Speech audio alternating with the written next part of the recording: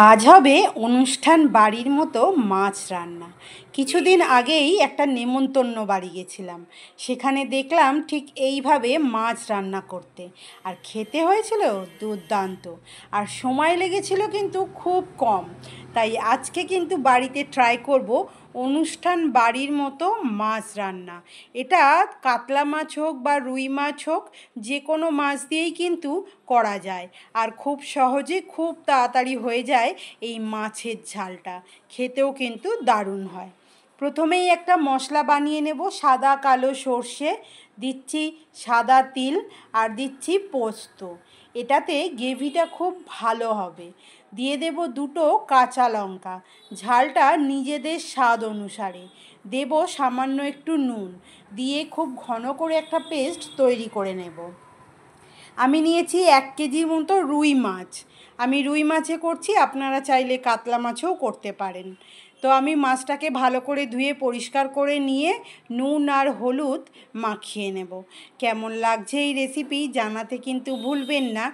ভালো লাগলে একটা লাইক আর কমেন্ট করে আমার পাশে থাকবেন। তো মাছে নুন হলুদ মাখানো হয়ে গেছে।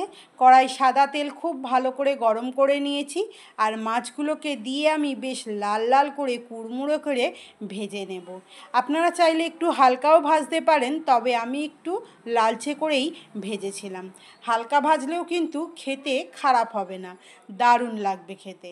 আমি একটু কড়কড়া করে ভেজে নিয়েছি। যদি আপনি ফেসবুক থেকে দেখেন তাহলে ফলো করে নেবেন, যাতে সর্বপ্রথম আমি আপনার ভালোবাসা পেতে পারি। আর যদি ইউটিউব থেকে দেখেন তাহলে সাবস্ক্রাইব করে নেবেন, যাতে সর্বপ্রথম আমি আপনার কাছে পৌঁছাতে পারি। তো মাছগুলো আমার ভাজা হয়ে গেছে, বাকি মাছগুলো এই একইভাবে আমি সব ভেজে নেব।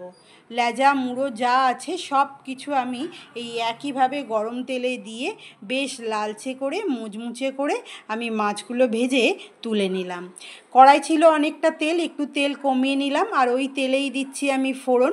গোটা গোলমরিচ 10 থেকে 12টা, শুকনো লঙ্কা 2টো, আর দিয়েছি হাফ চামচ কালো জিরে। দিয়ে আমি খুব ভালো করে মশলাটাকে ভেজে নিলাম, ফোড়নটাকে ভেজে নিলাম, আর দিয়ে দিচ্ছি এবার পেস্ট করে রাখা মশলাটা। আমি অল্প জল দিয়ে পেস্ট করেছি, তাই একটু থকথকের মতো হয়েছে। যদি একটু বেশি জল দিয়ে আমি পেস্ট করতাম তাহলে একটু পাতলা মতো হতো। তা আমি পেস্টটাকে দিয়ে খুব ভালো করে তেলের মধ্যে নাড়াচাড়া করে নিলাম। এই সময় গ্যাসের ফ্লেমটাকে একদম লো রেখেছিলাম।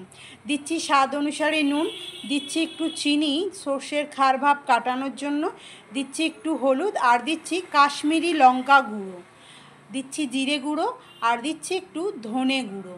দিয়ে আমি সব মশলাটাকে বেশ ভালো করে নাড়াচাড়া করে মিশিয়ে নেব সর্ষে বাটার সঙ্গে।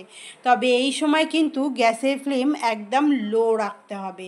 হাই রাখলে মশলাটা পুড়ে যাবে, সেক্ষেত্রে একটু তেতো তেতো ভাব হতে পারে। তাই আমি একদম লো ফ্লেমে মশলাটাকে কষিয়ে নিলাম। এরপর মিক্সির বাটিটা ধুয়ে দিলাম জল দিয়ে, বেশ ভালো করে নাড়াচাড়া করে দিচ্ছি, যাতে সব মশলাটা জলের সঙ্গে খুব ভালোভাবে মিশে যায়। আর একটু দিয়ে দেব মিক্সিতে ধুয়ে আর একটু জল দিয়ে দিচ্ছি, যাতে যতটা গ্রেভি লাগবে ঠিক ততটাই পরিমাণে জল দিয়ে আমি এটাকে ফুটার জন্য ছেড়ে দিলাম। তো গ্রেভিটা আমার ফুটে গেছে। এরপর আমি বেশ ভালো করে নাড়াচাড়া করে নিলাম, যাতে মশলায় কোথাও ডালা ডালা না হয়ে থাকে। দেব চিড়ে রাখা কাঁচা লঙ্কা 4টে, আর দেব 1 চামচ সর্ষের তেল, বড় চামচের 1 চামচ সর্ষের তেল নিয়েছি। আর ওপর থেকে দিচ্ছি কসুরি মেথি। আপনারা যদি কারি পাতা পছন্দ করেন তাহলে কারি পাতা আগে থেকে ভেজে রেখে এর মধ্যে দিতে পারেন, সেটাও কিন্তু বেশ ভালো লাগে। এবার যে মাছগুলোকে আমি ভেজে রেখেছিলাম থালার মধ্যে সাজিয়ে নিয়েছি, আর ফুটন্ত গ্রেভিটা মাছের ওপরে দিয়ে দিচ্ছি। মাছটা যাতে গ্রেভিটা একটু টেনে নিতে পারে তার জন্য একটু ডুবো ডুবো দিতে হবে, তাতে খেতে কিন্তু আর একটু ভালো হবে। এতক্ষণ আমার সঙ্গে থাকার জন্য সকল প্রিয় বন্ধুদেরকে অনেক অনেক ধন্যবাদ। টাটা বন্ধুরা।